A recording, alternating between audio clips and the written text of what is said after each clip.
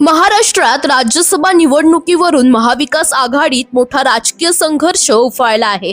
7 रिक्त जागांसाठी निवडणूक जाहीर झाली असून आकडेमोडीनुसार महायुतीला 6 तर महाविकास आघाडीला अवघी 1च जागा मिळण्याची शक्यता आहे आणि याच एका जागेवरून आघाडी जोरदार रस्सीखेच सुरू झाली। संजय राऊत यांनी थेट शरद पवार यांनी पुन्हा राज्यसभेवर जावं अशी भूमिका घेत फिल्डिंग लावली।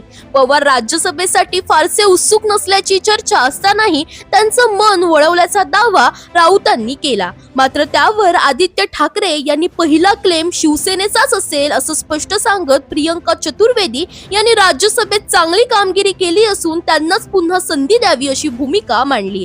दरम्यान एका जागेसाठी 37 आमदारांचं मतदान आवश्यक असताना महाविकास आघाडीतील ही एकमेव जागा काँग्रेस, शिवसेना आणि राष्ट्रवादी यांच्या प्रतिष्ठेची बनली आहे।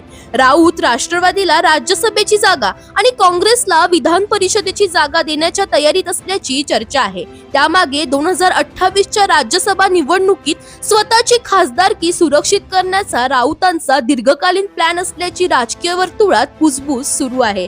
मात्र आदित्य ठाकरेंच्या ठाम भूमिकेनंतर राऊतांना यू टर्न घ्यावा लागल्याचं चित्र दिसतंय। त्यांनी माझी आणि आदित्य ठाकरेंची भूमिका वेगळी नाही असं सांगत सावध पवित्रा घेतला। दुसरीकडे काँग्रेसचे प्रदेशाध्यक्ष हर्षवर्धन सपकाळ यांनी राज्यसभेची जागा काँग्रेसला द्यावी आणि उद्धव ठाकरे यांनी विधान परिषदेत जावं अशी मागणी केली आहे।